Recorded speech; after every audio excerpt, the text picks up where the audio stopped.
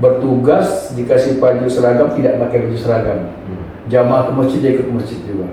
Jadi ibadah. Maka saya tekankan pada anggota saya khususnya. Kalau mau bertugas silakan, kalau tidak ya Anda keluar. Silakan menjadi jamaah.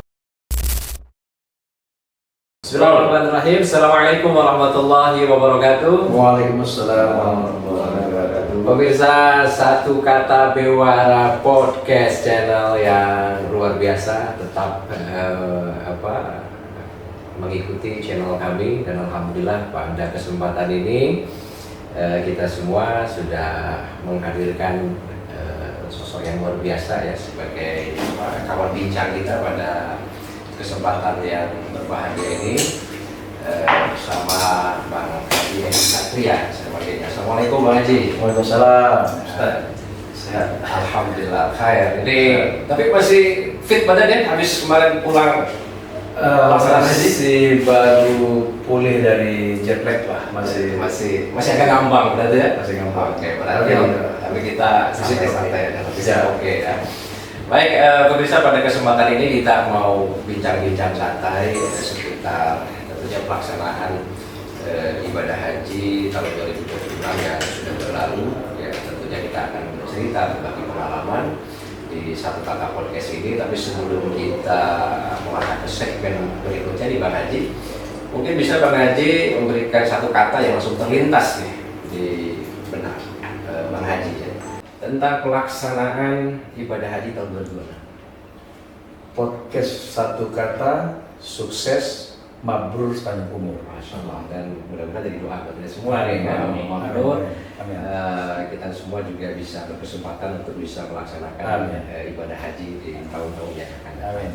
Baik Bang Haji, saya panggilnya Bang Haji Edi ya. Jadi pemirsa, beliau ini adalah petugas haji yang akan melaksanakan tugas mandat amanah untuk menjadi pelayan bagi tamu-tamu Allah untuk melaksanakan amanah dari haji dan umroh agar pelaksanaan haji tahun 2024 berjalan dengan luar biasa, sukses, tidak ada ekses ya, tidak ada ekses insya Allah. Ya, kembali lagi sebagaimana statement yang sering disampaikan oleh Wamen dan Dilanda. Saya suka menyimak beliau, Masya Allah, masih muda, semangatnya luar biasa gitu kan. Jadi ternyata dalam pelaksanaan haji itu bukan hanya calon jamaahnya yang harus niatnya suci, niatnya tulus ya karena Allah, tapi dari berbagai macam ini, termasuk dari pelayan hajinya sendiri, petugas hajinya, pembimbing hajinya, ini juga yang harus didasarkan niat suci semata-mata untuk melaksanakan prosesi ibadah haji ini supaya bisa berjalan dengan baik dan menghantarkan jamaah haji itu menjadi haji yang waktu dan Dan terkait pelaksanaan pelayanan haji tahun 2026 di Bang Haji, mungkin sedikit ya, bahwa kita tahu lah ya kuota haji 2026 ini kan petugasnya 221 itu yang reguler. Ya reguler dan khusus ya. Itu sudah total keseluruhan. Kalau reguler 203.000, dia 92%. 90% yang berjumlah 203.320. Oh, jadi total keseluruhannya ya? Ya, total keseluruhan. Kalau haji khusus itu 17.680. Iya, 17.680. Dan ini hajat yang luar biasa. Ya, luar biasa. Luar biasa. Yang melibatkan SDM kepanitiaan dari Saudi ataupun dari Indonesia betul-betul mempersiapkan bagaimana pelaksanaan haji itu lebih baik, khususnya dalam pelayanan haji. Dalam pelayanan haji, semua yang terlibat baik dari Kemenhad dan petugas PPIH Saudi itu berjibaku, termasuk petugas haji dari kloter dan petugas haji daerah. Baik, Bang Haji mungkin bisa sedikit diceritakan dulu nih tentang perjalanan pelaksanaan ibadah haji kemarin, karena Bang Haji ini kan termasuk tim pendahulu nih, kan? Termasuk tim pendahulu. Tapi nanti boleh saya cerita bagaimana perbandingan rekrut petugas? Oh, itu harus. Itu saya ceritakan. Itu harus. Bicara lebih santai, kita kupas bagaimana pelaksanaannya di sana. Baik Bang Haji, siapa? Jadi mungkin Bang Haji bisa ceritakan dulu sedikit mungkin gambaran umum perjalanan haji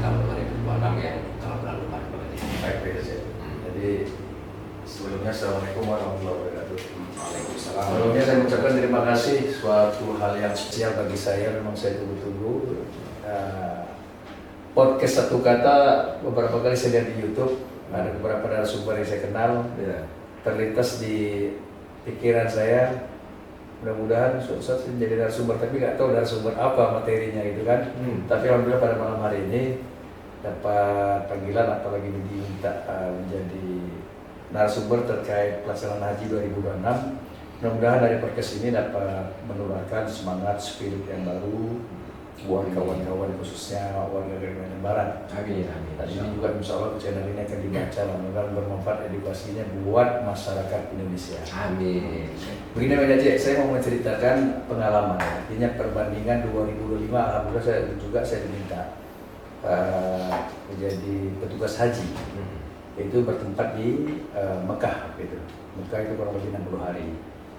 Jadi dari dulu, kalau dari itu masih akhir daripada periode Kemenak ya, melaksanakan 2025. 2025 ya, sebelum ada Kemenhaj ya. Sebelum Kemenhaj itu masih BPH, Badan Pelaksana Haji. Kami waktu itu hanya BIMTEK, sifatnya BIMTEK, hanya 5 hari, dari tanggal 3 sampai tanggal 7 sudah kita berangkat.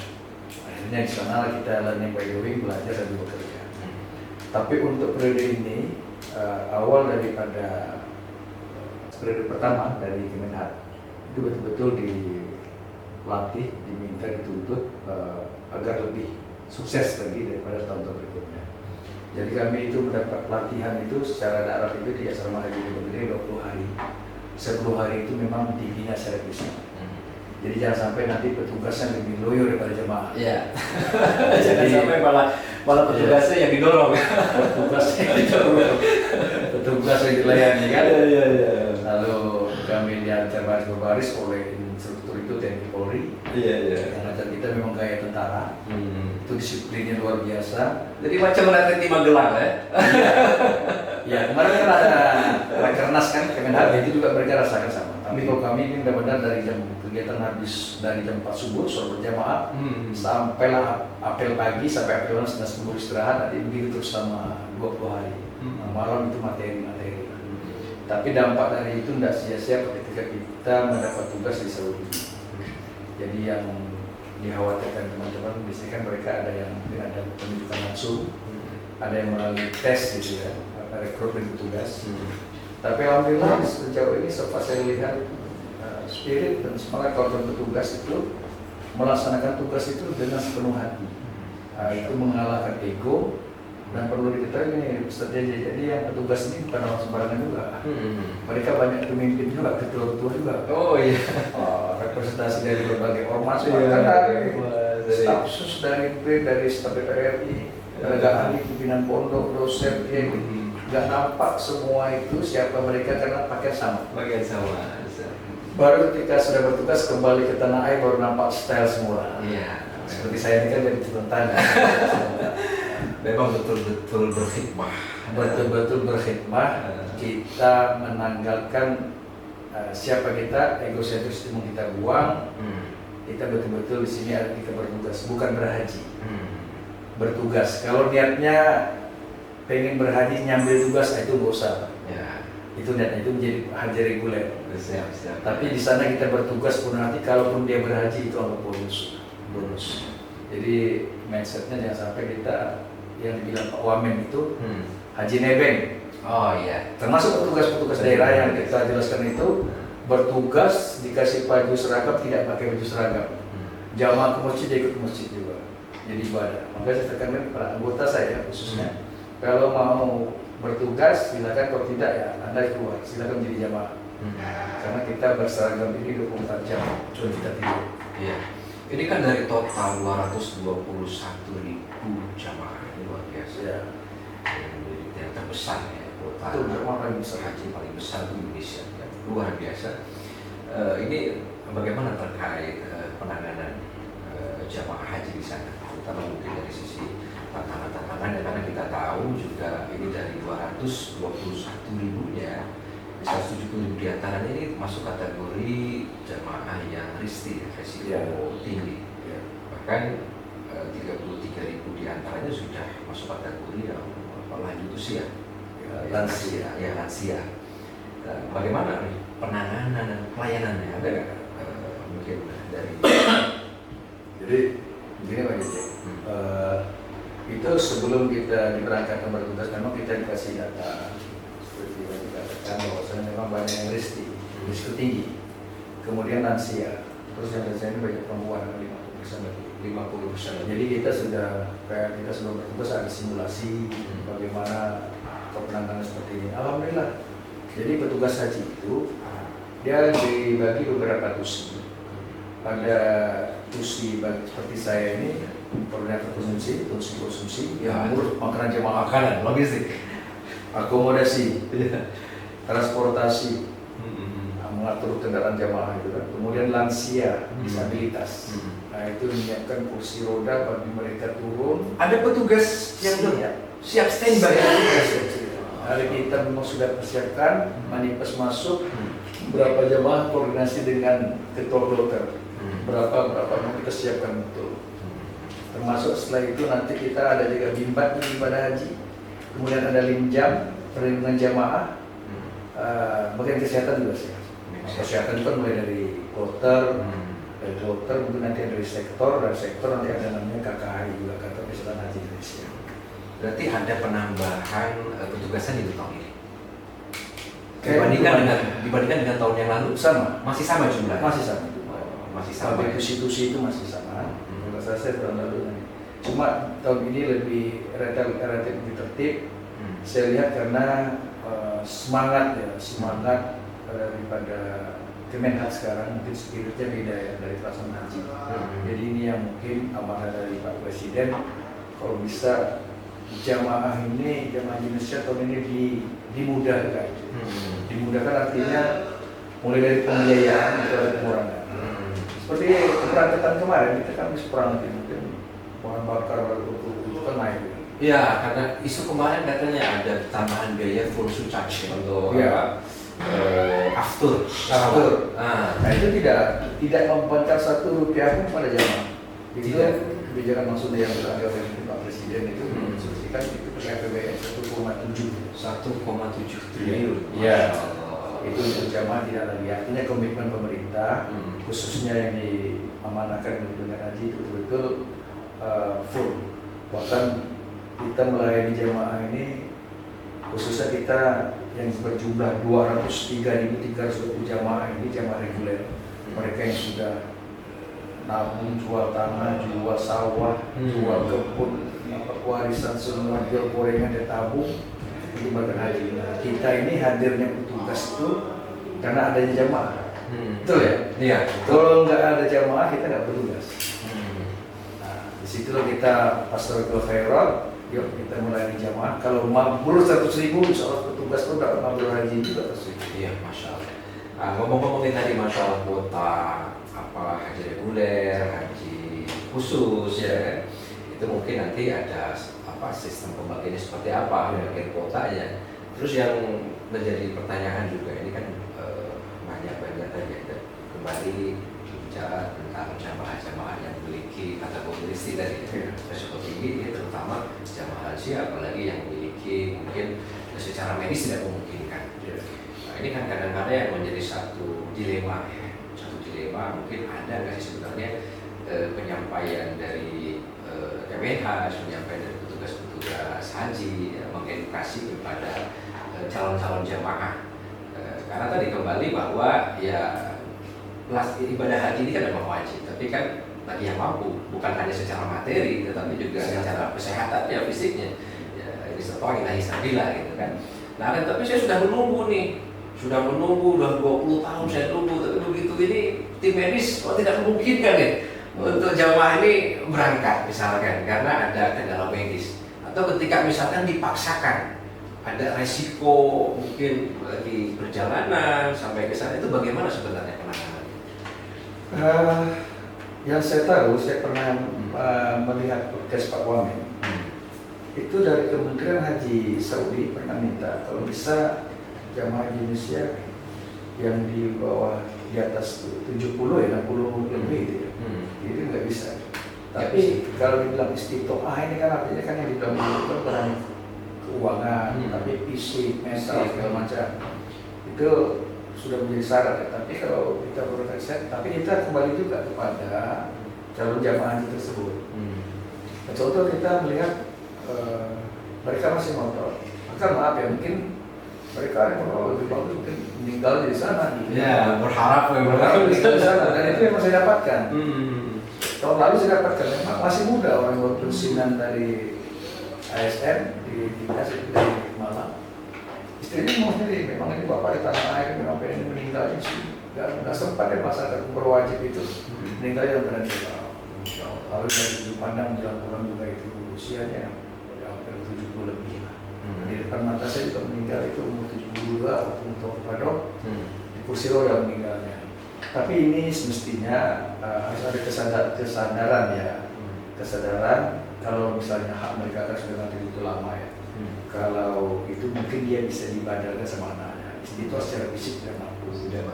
Mungkin anaknya bisa menggantikan untuk melaksanakan haji ya. Orang mungkin tidak butuh syar'i, apalagi muda punya misalnya risiko tinggi atau dia punya kena demensia, mudah lelah segala macam, akhirnya menghambat pelaksanaan ibadah haji itu tersendiri. Apalagi yang tantangan paling berat itu kan di Al-Musna ya. Ya betul. Setiap tahun itu selalu tantangannya di situ. Kalau saya begini bagi kita mungkin mudah sekarang bagaimana pelaksanaan Arafah sukses, di Musdalifah sukses, luar biasa, sukses. Nah di Arafah itu bagaimana pemundukannya, bagaimana konsumsinya, bagaimana mereka diantar dan dijemput diantar ke Musdalifah. Nah perlu diketahui mungkin di Kementerian Kalbar itu saya menyaksikan sendiri itu juga waktu itu koordinasi dengan petugas daerah. Itu jamaah-jamaah itu disingkapnya juga ada ngasih data-data kepada calon jamaah. Misalnya dia mendampingi orang tuanya, bisa nggak kira-kira dia dari Arafah nanti ke Musdalifah dia mabi. Mabi itu kan berdiam diri itu. Nah, fikih hajinya ijtihad daripada ulama untuk bagaimana kefiat ibadah haji ini. Jadi mereka hanya mulur saja. Dia datang. Dan ini skemanya alhamdulillah dengan skema mulur ini, jadi mereka lancar. Tapi tantangan yang terberatnya yaitu nanti di Mina. Nah kalau mereka yang bertugas di Mekah di BKO kan bertanggung jawab nanti bagaimana di Musdalifah. Kalau mereka ditugas haji yang di Dakar bandara itu bertanggung jawab penuh di Arafah. Nah kalau kami yang di Madinah bertanggung jawab penuh di Mina itu 5 hari. Dan alhamdulillah mungkin dari 1.632 kemarin yang dipilih jadi tim sus itu 26 orang dan saya lah salah satunya. Siap-siap untuk tidak berhasil. Baik. Ini menarik pemirsa, tapi kita harus break dulu sebentar ya. Nanti kita lanjutkan di segmen berikutnya. Ini menarik. Ini terkait juga dengan tadi ya di Arafah, di Mina, di Musdalifah. Jadi ibadah haji ini kan bukan sekedar ibadah ritual, tapi juga ada tarbiyah ya. Nanti ya dari manasiknya segala macam. Oke, nanti kita sambung lagi ya setelah break berikut ini. Wujudkan mimpi hunian Anda di hati PAL Residence. Mini cluster eksklusif di PAL 5 Kota Pontianak dengan akses mudah ke pusat kota. Menawarkan desain modern minimalis yang elegan dan fungsional. Dibangun bertahap, hanya 3 unit di tahap pertama. Nikmati jalan lebar 5 meter bebas banjir dengan pondasi tinggi 40 cm di atas tanah keras non-gambut. Dapatkan free kanopi, berplafon, dan taman depan yang asri. Interior dilengkapi dengan plafon tinggi 3 meter model mewah, keramik roman berkualitas, serta bonus lampu-lampu cantik. Jendela aluminium dan pintu utama kayu bengkirai kelas 1 menjamin keamanan dan keindahan. Tipe 70 Plus ini dilengkapi 2 kamar tidur dengan kamar utama plus kamar mandi dalam. Kamar mandi menggunakan kloset, duduk toto, dan shower lengkap dengan persiapan heater. Fitur langka di perumahan lain. Dapatkan rumah impian Anda dengan luas tanah 10 kali 18, harga 675 juta rupiah. Khusus pembelian pertama, nikmati bonus kitchen set dan lampu meja makan. Kami juga akan menanggung BPHTB Anda dan siap bantu proses KPR. Ingat, bonus dan harga istimewa ini terbatas. Hati Pal Residence. Miliki rumah dengan hati tenang. Segera hubungi kami. Oke, ini alhamdulillah nih pembahasan kita kesempatan ini semakin menarik, semakin luar biasa, dan ini menjadi tarbiyah edukasi ya buat kita semua juga, terutama untuk calon-calon jemaah haji nih yang lagi semangat nabung ya untuk apa namanya booking seat.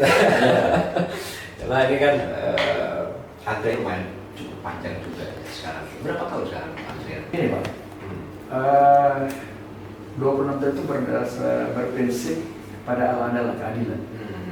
Mungkin ada beberapa era yang nanti cuma 4 tahun. Seperti yang bagus Islam itu seperti Sulawesi, Sumatera. Bahkan ada yang 46 tahun.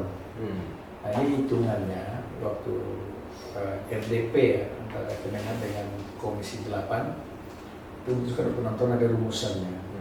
Tapi yakinlah 26 tahun itu udah aman dipatok, tapi saya yakin makin maju dan lebih tertib sekali. Kalau itu kan ada 11 tahun. Kalau dulu kan mungkin soalnya mau jadi Bogor, misalnya saya dari Pontianak, di Bogor ini slotnya ini, mungkin saya bisa mau daftar ke Bogor aja. Atau ini sebaliknya mungkin mau pindah ke kabupaten ini, gitu, mau mencari lebih cepat kan? Iya. Dan kan nggak bisa lagi. Berarti sudah tadi adalah penyetaraan berarti. Penyetaraan kolektif. Ya, tidak ada lagi yang di sini 11 tahun, di sini 7 tahun, di sini 20 tahun, sekarang 26 rata 26 tahun. 26 tahun. Baik. Buktikan dari 26 ini, makanya zaman kali itu yang tadinya terpangkas jadi 600 ya, dari 2000 lebih ya, jadi 1.500, jadi katanya hampir 600-an itu, Hampir 600-an kayaknya yang kurang jamaah. Kalau tahun lalu kan masih 2000 lebih berangkatnya, tapi ini cuma 1.500 sekian. Bang Haji, ini yang menarik tadi bahwa pelaksanaan ibadah haji ini kan bukan sekedar ibadah ritual, bukan sekedar ibadah yang melintasi dua benua, ini kan dua samudra kan, bukan sekedar fisik, bukan sekedar menunaikan rukun dan syarat, tapi di sini ada proses tarbiyah, ada proses edukasi, spiritual journey ya gitu kan kalau istilahnya gitu kan. Nah ini mungkin perlu disampaikan juga kepada pemirsa ini kan, bahwa apa sih sebenarnya makna filosofi dari pelaksanaan ibadah haji, terutama ini kan inti daripada haji ini kan ya wukuf ya, Arafah ya, di Mina, Musdalifah ya. Nah, mungkin apa sebenarnya poin-poin atau nilai-nilai yang bisa diambil hikmah dari perjalanan ibadah haji? Ini kalau nilai spiritual tarbiyah pendidikan bagi jamaah. Ini khususnya nih usikum wa iyaya, usikum wa nafsi. Jadi saya juga mengimbau khusus untuk diri saya juga. Alhamdulillah saya pernah menjadi jamaah haji juga 2011. Nah, itu ketika saya sama istri kemudian menjadi petugas di sini luas berbeda ya. Kalau kita dengan luasan cuma pelayanannya 2011 dengan yang di sini jauh itu pemerintah lebih terlibat, lebih memudahkan. Jadi memang ibadah haji ini adalah ibadah fisik dan ibadah harta ya. Jadi kalau kita memaknainya, sayang sekali kalau ibadah haji ini bagi kawan-kawan yang sudah berhaji kemudian kesana hanya mendapatkan gelar haji saja, tapi tidak menjaga kehajiannya, kemabrurannya. Karena mungkin seperti Abang dia juga tahu kan, saya apalagi haji itu kan makbul dan mardud. Ya. Gitu ya. Kalau mardud itu nggak melaksanakan haji sudah tertolak kan. Kalau makbul itu sebatas diterima. Nah mabrurnya ini kan setelah bagaimana dia pulang ke tanah air, melaksanakan kebaikan-kebaikan, ritual-ritual yang ada di sana, misalnya sholat 5 waktu di sana itu ditularkan tanah air. Dia berjejal menahan amarah, hadis itu. Sedangkan fisik haji kan adalah kusuk, wala jidal, wala ropas. Ya, sebenarnya itu kayak seperti pelatihan ya, pelatihan untuk meningkatkan kualitas kehambaan diri kita di hadapan Allah. Jadi nilainya spiritual itu kan sayang sekali kita sa'i 7 kali, tawaf 7 kali, tawaf ifadah lagi, tawaf wada lagi. Kemudian Mina yang paling parah tantangan kan di Mina. Di Musdalifah kesabaran bagaimana dia menahan amarah. Saya kayak tahun lalu pernah dimarah-marah, dimaki-maki sama jamaah. Cuma saya bilang ini aja, kita bapak siapa, kita siapkan lepas, kita sama-sama sabar Pak. Inilah ujian kita haji berirong. Pusuk bapak tahan, ropas bapak tahan, jangan kita berjida, jangan kita berkelahi. Kalau apa kita nggak akan ego. Kayak tahun lalu masih banyak jalan kaki dari Musdalifah ke Mina. Tapi alhamdulillah tahun ini relatif di bawah jam 8 pagi semua sudah terangkut semua ke Mina.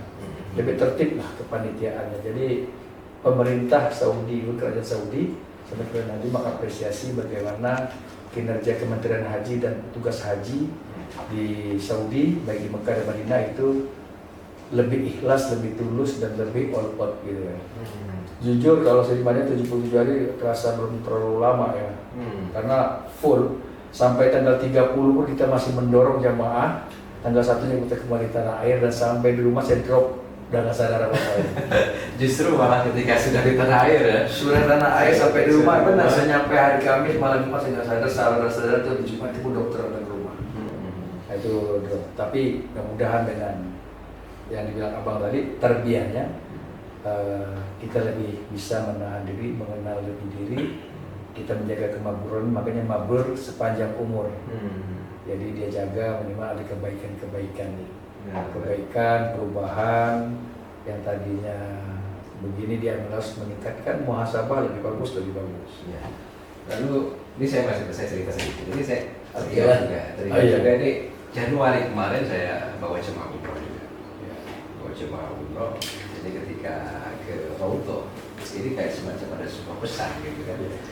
Sebuah pesan bahwa jadi saya bertemu dengan seseorang di sana, saya ngobrol gitu kan, begitu keluar dari Raudhah itu dia ngomong, gitu.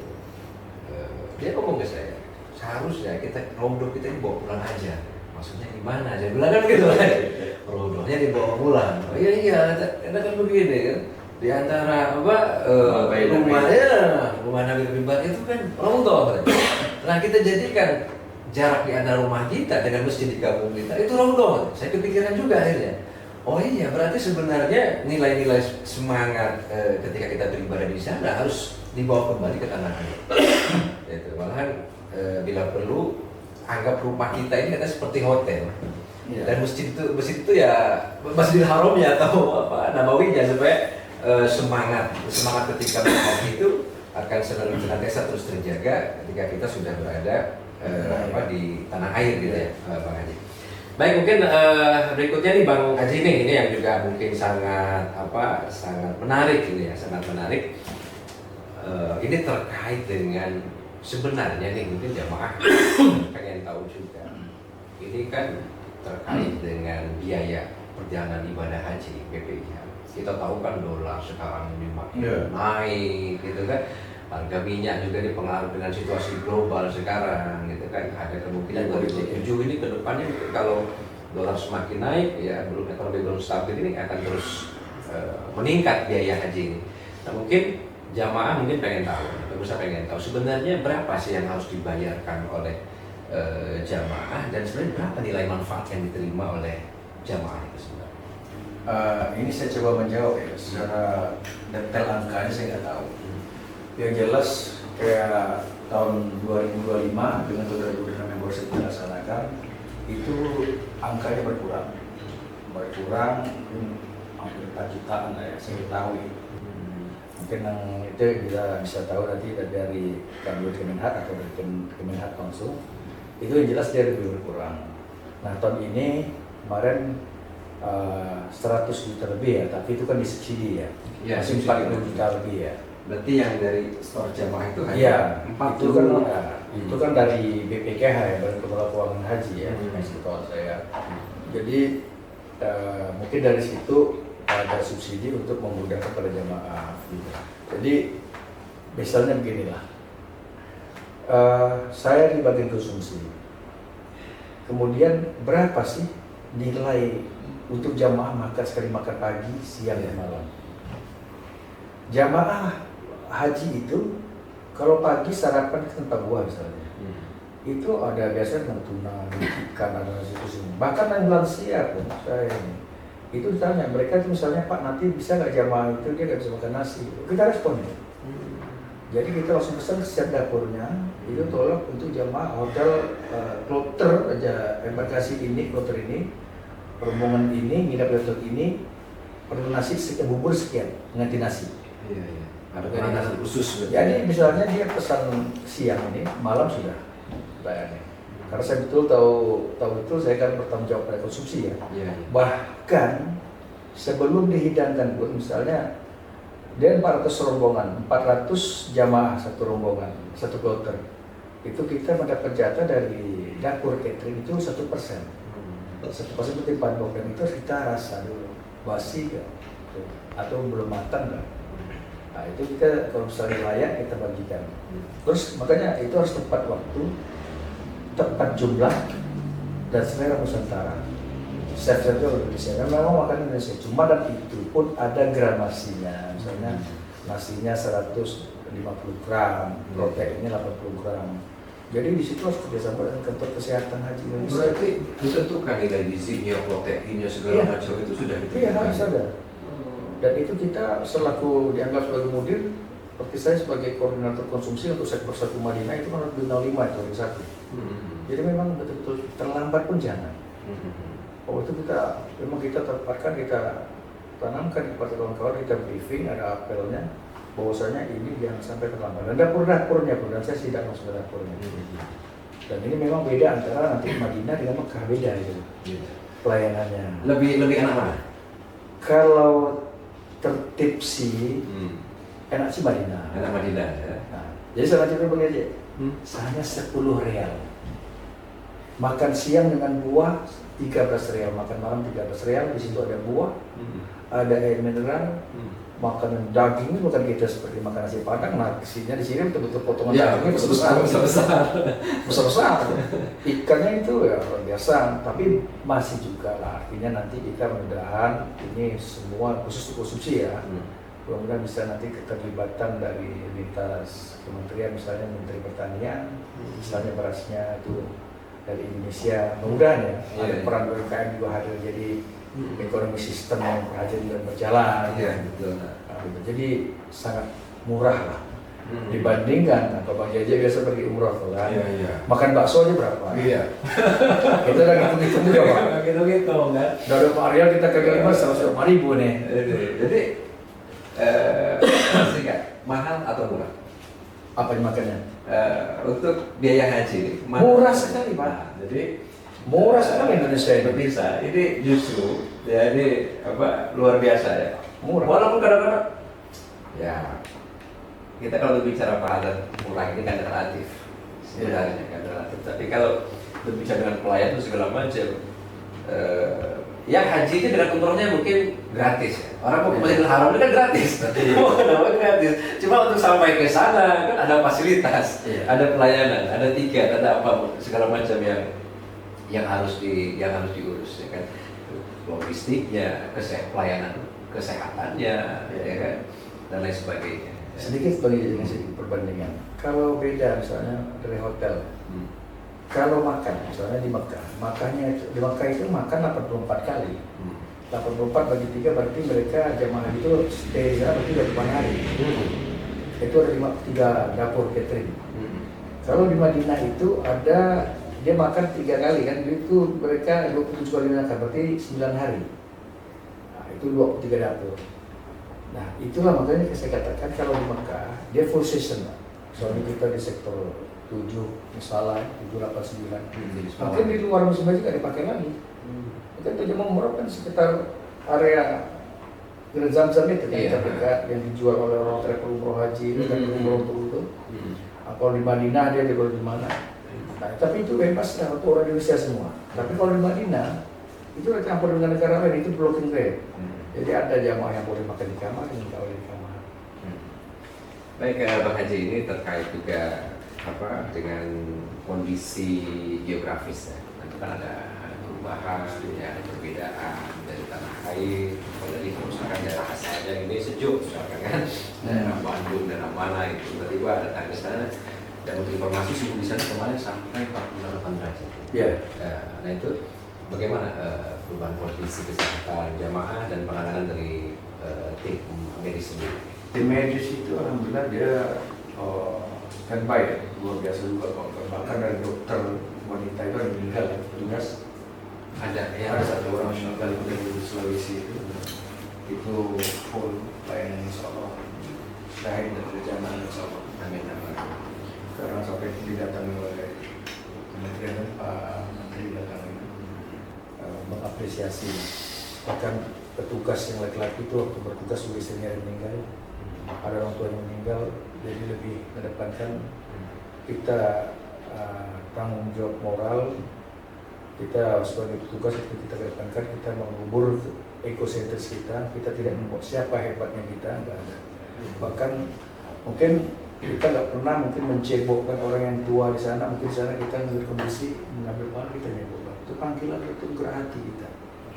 Jadi petugas wanita, saya nggak pernah nyebok ibu saya, nggak pernah nyebok ibu saya di sana. Saya itu haru, itu kenangan yang tidak bisa terlupakan itu kalau menjadi petugas. Jadi kalau kita sepenuh hati dan kita bekerja itu kolektif kolegial, jadi kalau kawan kita kerja, kawan yang kerja itu namanya makan tulang kawan. Kemudian kita tidak bisa mengatakan ketika Bapak Penjaja bagi Bu Susi bekerja di luar ruangan, ketika keluar ada jamaah nyasar, sakit, Pak Jadi jawab ini petugas saya bagi konsumsi, nggak bisa seperti itu. Dituntut harus bisa. Ya, Masya Allah ya. Bisa nih kalau kita simak ya,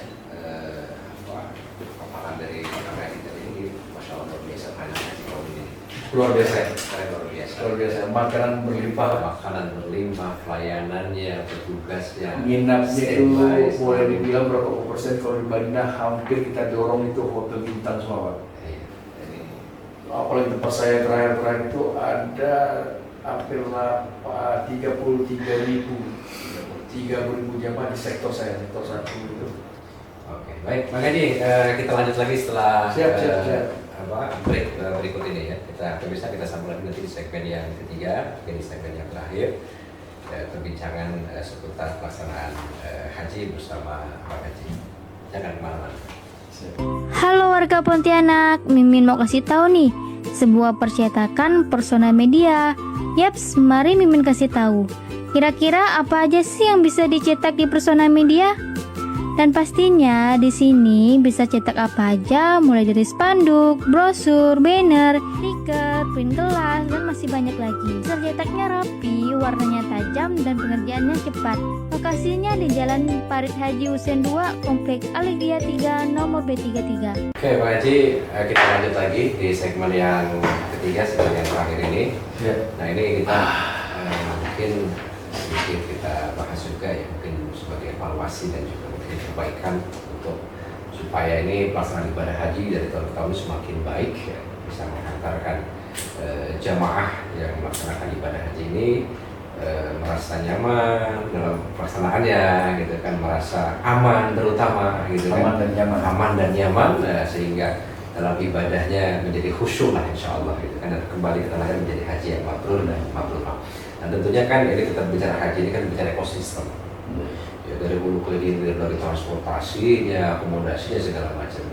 Mungkin dari pelaksanaan haji 2026 Mbak Haji bisa cerita mungkin ada kendala dari, karena untuk mengakomodir ya, mengakomodasi 221.000 jamaah ini terutama dari hotel ke masjid gitu kan, jaraknya ketika semakin jauh otomatis kan armada harus tersedia gitu kan, ketepatan waktunya supaya bisa mobilisasi jamaah ketika ingin melaksanakan sholat di Masjidil Haram atau ketika mobilisasi jamaah menuju kepada Arafah. Bagaimana untuk penanganan transportasi sendiri, Pak? Baik, kalau nanti di aspek transportasi, panitia PPIH Kementerian Haji itu sudah menyiapkan kesalahan panitia Kementerian Haji di Saudi itu bis, monofil bis sholawat. Jadi di setiap hotel tempat jamaah menginap, khususnya di Mekah ya, dialogkan itu 24 jam standby bisa. 24 jam. 4 jam. Jadi jamaah itu bisa sholat 5 waktu, dia bolak-balik dari tempat dia nginap sampai ke hotel. Misalnya daerah di Mispalah ya, itu mereka nanti bisnis misalnya nomor 30 ya, Iya. nanti diturunkan di Ajia. Iya, kita dengan Asia, Asia. jalan kaki. Nanti kalau yang misalnya yang di sektor mereka di sektor 5, 6, 7 misalnya itu dia terminal di Sip Amir gitu kan. Nah, jadi semua petugas tuh di sektor Sarong tuh ada petugas, mau nyasar nggak mungkin nyasar, ada petugas, cari baju petugas. Bahkan di terminal pun nggak tahu nyasar pun nggak ada. Bahkan di perjalanan jamaah Indonesia, jamaah luar negeri pun yang lain bertanya sama petugas Indonesia. Nah, itu kita orang Indonesia saking ramahnya ya petugas ya. Bukan jamaah kita pun kita walaupun nggak kenal dengan bahasa dia nggak tahu dengan bahasa itu kita bisa tunjuk. Iya. Jadi kalau untuk transportasi itu udah oke. Nah kalaupun misalnya yang dibilang aja itu berangkat bagaimana ke arah Musnah. Nah itu tanggal dari logistiknya pun kita sudah siapkan namanya itu makanan ready to eat. Jadi ready to eat itu tanggal 7 itu mereka sudah mengkonsumsi nasi macam nasi rasum pertara itu sudah siapkan yang namanya ready to siap makan, siap saji. Sampailah dia tanggal 7 sampai tanggal 8 pagi, 8 siang sampai tanggal 12 itu bukan saya tadi tanggal 13 pagi dia menghabiskan 2 siang dan makan di hotel. Jadi yang nampak awal sampai tanggal 12 Zulhijjah berangkatnya mereka di mobilisasi sudah ada siap. Itu sudah kita konsolidasikan dengan melalui kloter-kloter kita pakai undi. Misalnya nanti dari hotel ini ada 2.000 jamaah dari kloter mana, ada dari Sumatera, Medan, misalnya KNO, ada dari Jakarta, JKS, dari Jawa Barat, Bogor, JKS, JKT, Jakarta, KJT, itu ada undian. Jadi mereka di kamar, biar nggak crowded di lobi, itu nanti per kloter diberangkatkan, bisnis standby diantarkan. Dan itu yang sekarang aturan sangat ketat sekali, yaitu berlaku nusuknya itu tadi, checkpoint itu. Iya, sekarang udah sistem digitalisasi. Digitalisasi. Jadi nggak, bahkan petugas yang dari Indonesia yang bermukim di sana, namanya Tepung, karena Tepung, ada yang bahkan tidak bisa masuk. Dari petugas dari Madinah tidak bisa masuk, tidak mendapatkan tas redukul ke Mekah. Itu kan cuma hafilnya, tuannya tadi. Tidak bisa masukkan. Ada juga bisa masuk, tapi tidak juga bisa berhaji. Nah, nusuk itu sendiri kan mahal, nggak perlu bilang haji itu mahal. Maka ini nyawa kita di nusuk. Makanya haji nusuk, haji nusuk itu sama sekali. Allah haji, itu nusuk. Jadi kita tidak punya itu ya tidak bisa masuk sekalipun mukimin sendiri. Jadi pelayanan pada jamaah haji itu sudah sangat banyak dan murah. Kita baik di Mina, di Arafah, semuanya kita menjemput bola. Nggak ada yang, karena kita memuliakan tamu Allah betul-betul semaksimal mungkin. Jadi bahkan maaf kata ya, bahkan lansia-lansia yang mungkin yang sudah ada yang demensia, bahkan ketika dia buang hajat pun petugas ada yang melayaninya. Petugas laki-laki, perempuan itu setulus hati dan memanjakan dia, bagaimana kesehatannya kita antar, dan itu tanpa pungutan loh. Kalau kita salah pilih itu orang-orang yang mungkin minta apa sudah masang tarif aja 240 sampai 300 rial pada orang kan. Kalau kita petugas sepenuh hati nggak diperbolehkan kita memotif uang dari jamaah. Dan saya tekankan sekali lagi yang baru-baru ini yang dari pesan dari OMN, jangan sampai jamaah haji khususnya rekor menjadi komoditi. Nah, dari KBH itu mau ditertibkan. Jadi kita bayangin jamaah capek-capek diajak misalnya wisata ziarah, istirahatnya belum cukup. Oh iya. Nanti dipungut lagi biaya, nanti damnya. Jadi tahun ini betul-betul tertib. Bahkan yang bayar dam juga, yang dam tamattu ya. Iya, untuk tamattu wajib bayar dam. Wajib bayar dam. Jadi kalau dulu kan angkanya kan nggak jelas, Pak. Iya. Ada 350 rial, itu KBH yang bersama misalnya. Ini yang ditentukan oleh majelis atau itu 720 sampai 750 rial. Iya. Nah mungkin ini juga ada sedikit pertanyaan dari jamaah, pertanyaan dari jamaah yang kemarin baru melaksanakan ibadah haji. Jadi pertanyaan ini terkait dengan badal haji. Isu-isu yang menarik, gitu kan? Isu-isu yang menarik. Ada yang mendapatkan badal haji dengan sekian, dengan 10 juta, 15 juta. Nah itu seperti apa sebenarnya Bang Haji? Itu sebenarnya betul resmi ke ada apa ya? Tidak resmi lah. Resmi gitu. Makanya Pak Wamen itu kan ternyata ngamar. Kita saya menjalankan pulang kita lah. Ada yang 10 juta masuk akal kata Pak Wamen. Nggak masuk akal. Enggak. Iya. Jadi gini. Jadi gimana? Itu sindikat ya. Jadi juga kita, mohon maaf kita nggak bisa menutup mata karena itu ya medsos itu kan udah berseliweran. Iya. Ada yang digerebek kan, busuk kan. Oh iya, ini sampai bisa mengeluarkan puluhan sertifikat rusuk. Iya, kemarin sebelum ini tuh ya betul. Dan bahkan kebiasaan yang lalu-lalu ini, jadi mereka yang makanya kuncinya itu nusuk sama itu kan. Jadi keluh juga itu tepung-tepung. Saya dulu bertugas begini, sekarang nggak bisa. Dia nggak punya nusuk. Bagaimana dia mau masuk ke Armusna? Mau membadalkan. Dia tidak punya nusuk. Tasri itu, makanya kalau yang melaksanakan petugas itu pakai itu pasti berhaji. Petugas itu pun makanya yang bimbang haji yang tahun lalu, tahun ini banyak mereka dapat membandalkan haji itu dari Kemenhan yang menunjuk, gitu kan. Nah, jadi kayak misalnya teman saya waktu itu menjadikan tim sus, kenapa nggak jadi tim sus? Saya dapat badal haji dari Kemenhan, membandalkan haji, data yang dibandalkan diganti ya sama dia. Dan itu memang dikasih lah, artinya reward lah ya, reward, tapi bukan sekomersil orang. Yeah. Nah yang saya dengar itu bahkan yang kita sendiri pun itu tepung, dia nggak benar. Dari 10 momes itu dipungut, maka 1 kloter. Dan itu kadang-kadang mereka misalnya contoh di Arafah, itu entah badan siapa dia foto. Ya di Nanti misalnya di Mina, ini jadi ya kadang-kadang jamaah lagi di korban. Nah jadi kalau misalnya apa ya, itu kalau resmi itu ya mahal ya. ya Mahal ya. kadang-kadang kan mungkin juga perlu disampaikan juga kepada jamaah, gitu kan? Mungkin dari proses dari awal mengasih karena segala macam penyampaian. Ini kadang-kadang kan jamaah di awal, ada yang menawarkan, oh saya ini petugas haji misalkan, gitu kan? Saya mau modal sama saya nih, modal umroh, sekian gitu kan. Nah ini sebenarnya dari pihak pelaksana sendiri dalam hal ini Kemenhan, bagaimana sebenarnya mungkin sebagai bahan evaluasi ya, menertibkan, karena tadi berbicara ini banyak sekali yang pada akhirnya dengan mengaku ya, sindikat-sindikat yang bermain di dalamnya. Ini bagaimana evaluasi dari Kemenhan sendiri untuk menertibkan ya partai-partai seperti ini, karena yang menjadi korban pada akhirnya adalah jamaah sendiri. Iya.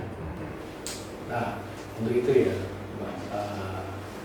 mungkin bisa kita bekerja sama dari struktur internasional, misalnya dari Ikatan Haji, Badan Haji, mungkin konfirmasi lah terkait dengan satu perusahaan Badan Haji.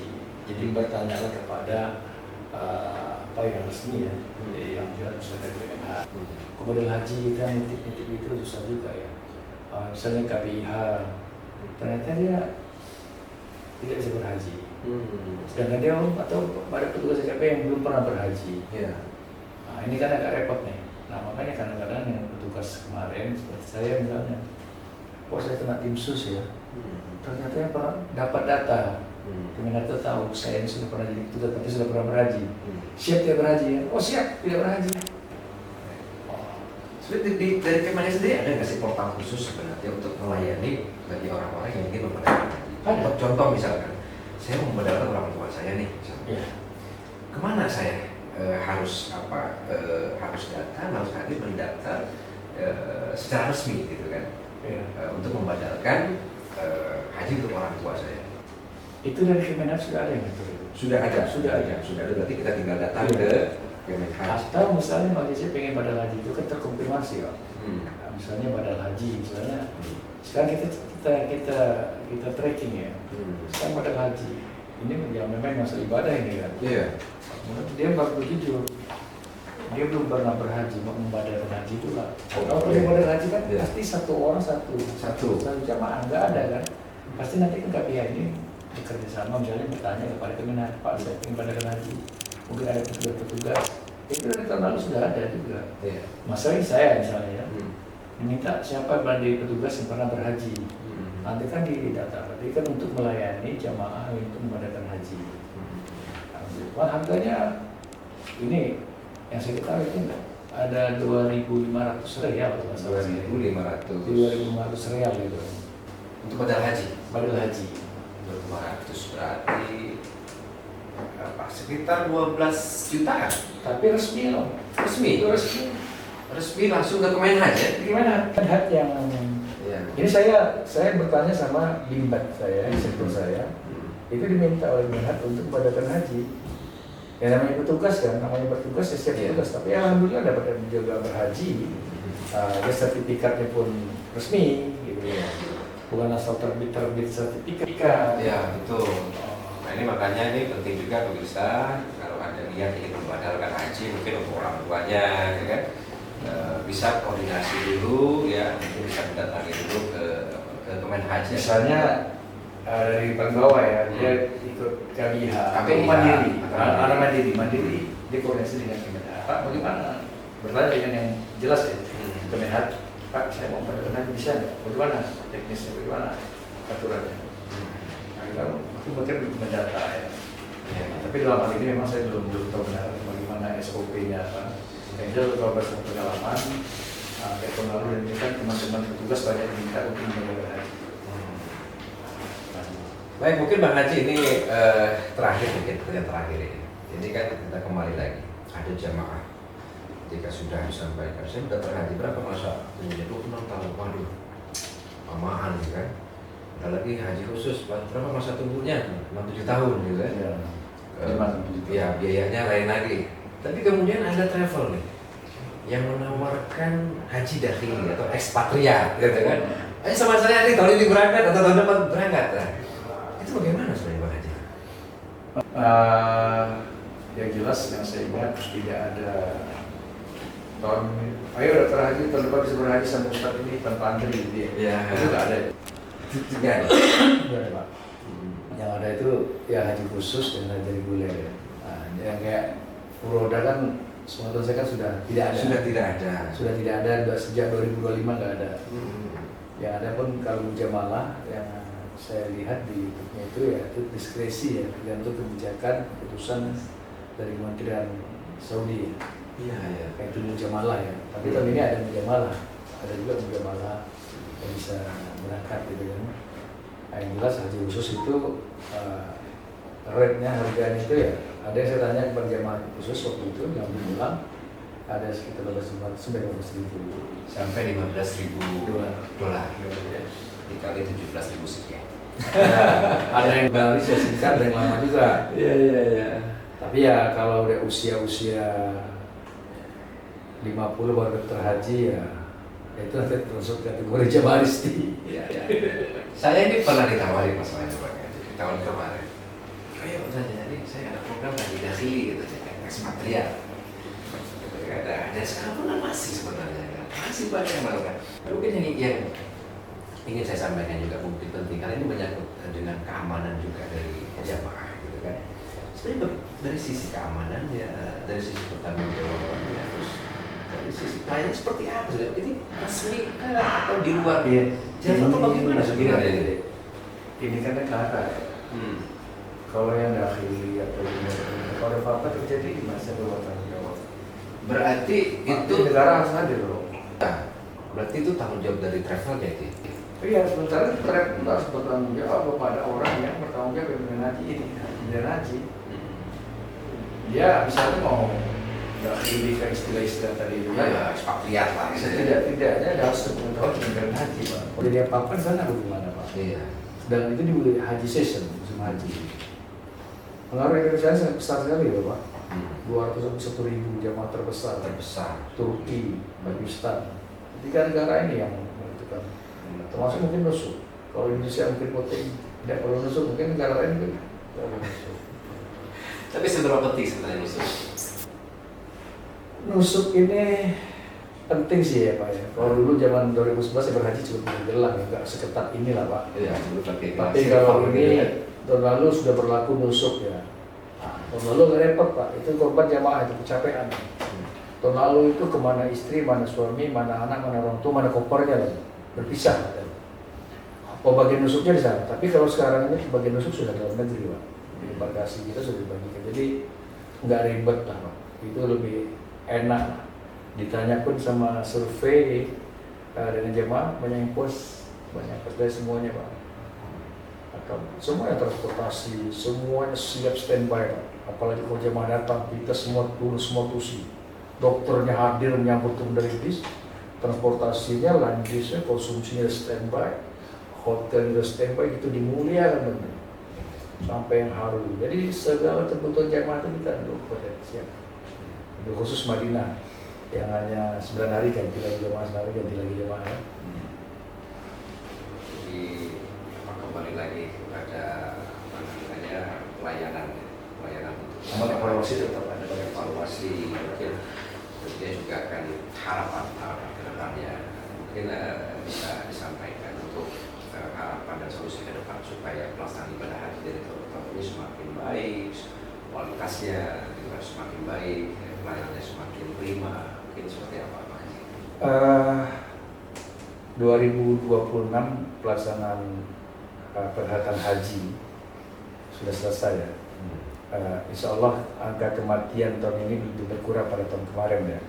Angka kematian itu ketika saya pulang tanggal 4 Juni 4 Juni kembali ke Mekah, baru 4 hari setelah pelaksanaan haji, itu jamaah diumumkan baru 160. Kemudian ketika kita menjelang akhir mungkin jamaah pulang ke tanah air, ini berjumlah 300 lebih, total 400 lebih. Tentunya satu evaluasi kesehatan.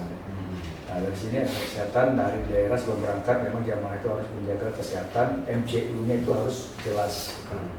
Ada di KBH juga menekankan kepada istiqtoah kesehatan.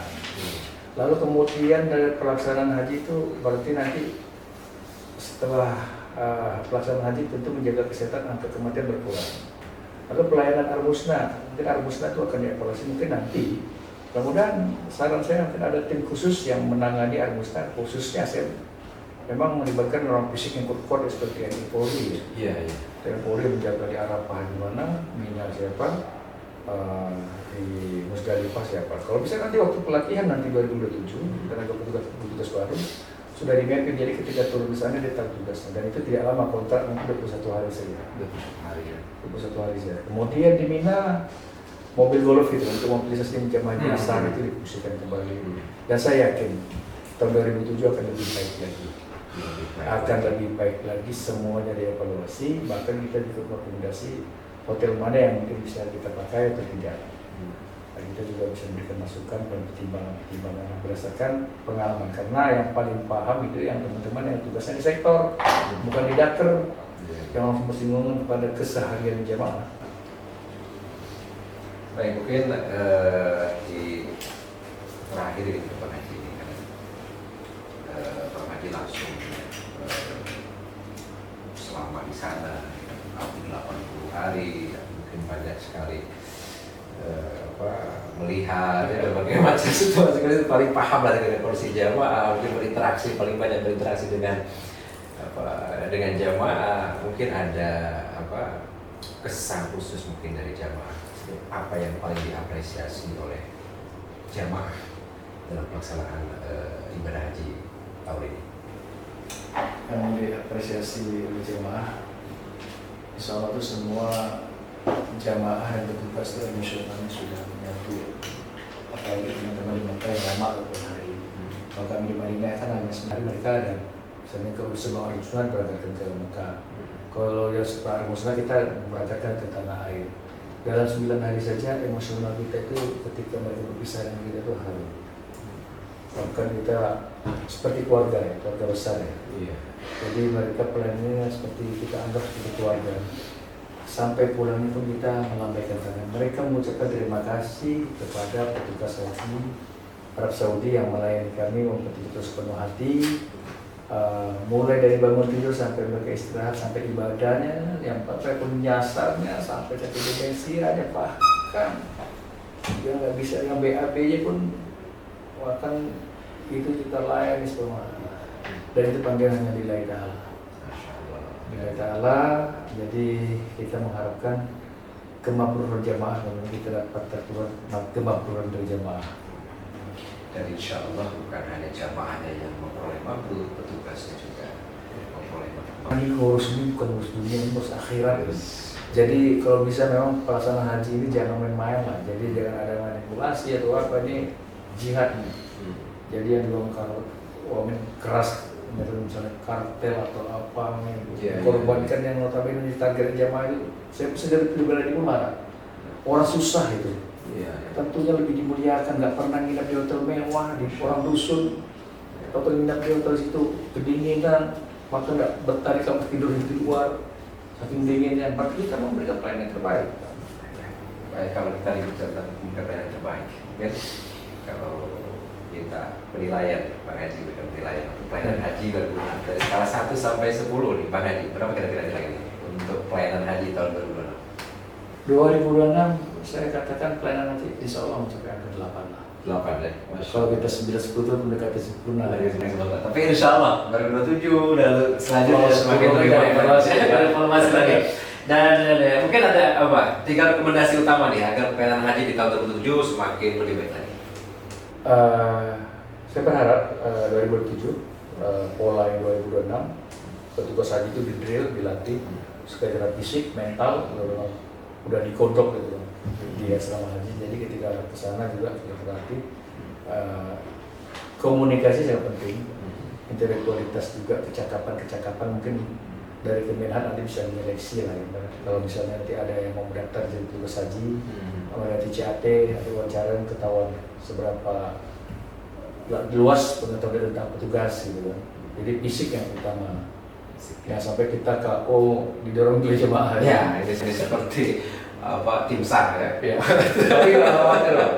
Vitamin dokter itu sampai di timbus berapa kali. Ayo vitamin, ada vitamin. Jaga kesehatan. Selalu. Baik. Terima kasih Bang Haji atas kehadirannya di studio kami. Baik pemirsa, ini Masya Allah luar biasa sekali dan tentunya menjadi harapan ya buat kita semua pasangan haji di tahun tahu melihat dari keseriusan dari pemerintah melalui Kementerian Haji dan Umroh ya yang betul-betul serius dalam penanganan masalah haji dan umroh, dan mudah-mudahan kita juga jamaah-jamaah yang tahun ini telah melaksanakan ibadah haji mendapatkan haji yang mabrur dan mabrur, dan yang sedang menunggu panggilan semoga disegerakan oleh Allah Subhanahu wa taala. Amin. Allahumma amin. Terima kasih, sampai jumpa kembali di tema-tema yang akan datang masih di podcast Satu Kata Bewara. Terima kasih. Wassalamualaikum warahmatullahi wabarakatuh. Waalaikumsalam.